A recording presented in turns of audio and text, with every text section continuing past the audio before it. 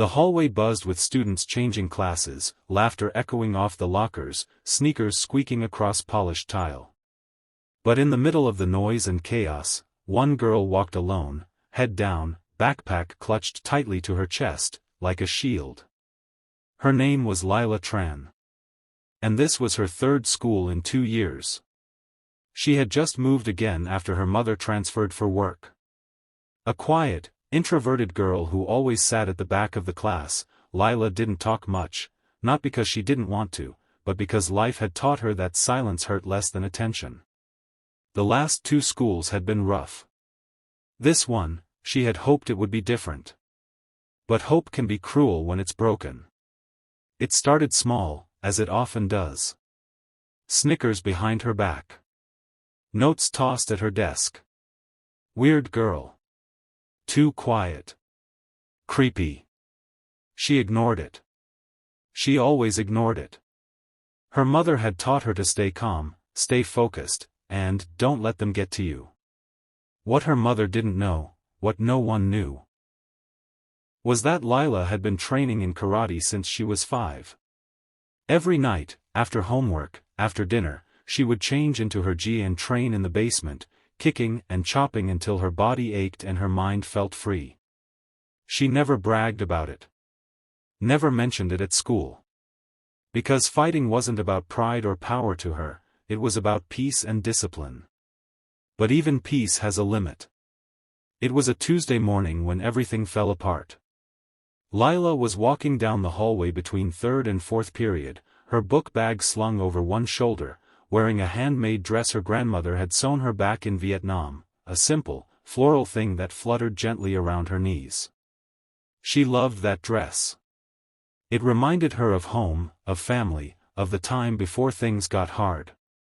A group of students from the cheer squad and football team were lingering near her locker, Chelsea, the ringleader, with her bright smile and cruel eyes, and her boyfriend Jax, whose grin made your skin crawl.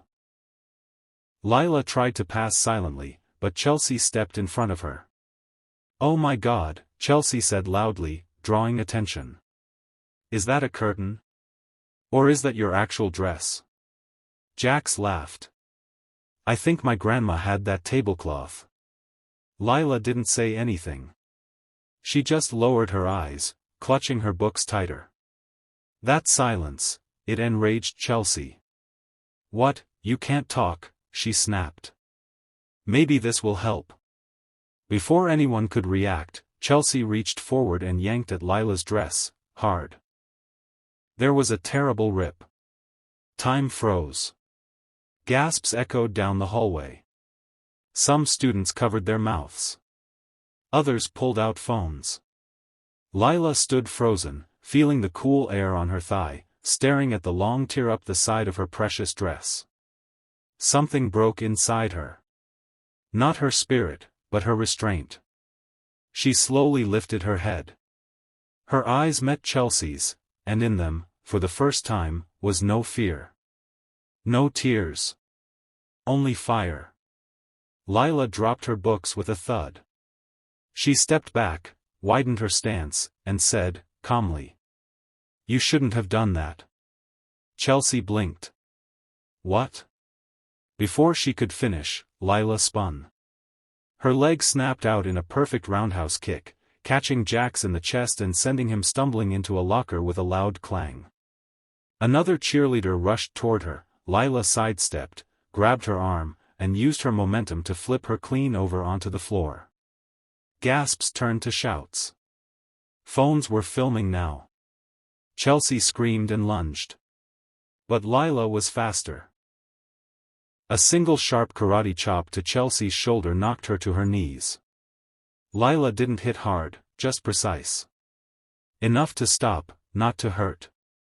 That's what she had been taught. In 10 seconds, it was over. 3 bullies on the floor. 100 eyes watching.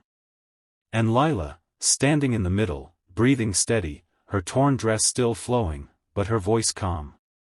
"I didn't want to fight," she said, loud enough for everyone to hear. "But I'm done letting people treat me like I don't matter." The principal came running. Teachers stormed in. Students parted to let them through, wide-eyed, whispering. To everyone's surprise, it was Chelsea and her crew who were led away in shame, detention slips in hand, phones confiscated, reputations bruised. Lila was taken to the nurse's office to get changed, then called into the principal's office. She expected a punishment. Instead, the principal looked at her with quiet respect. "You defended yourself without going too far," she said. "And we've seen the videos. You were provoked. Thank you for not letting this escalate further." For the first time, Lila nodded without fear.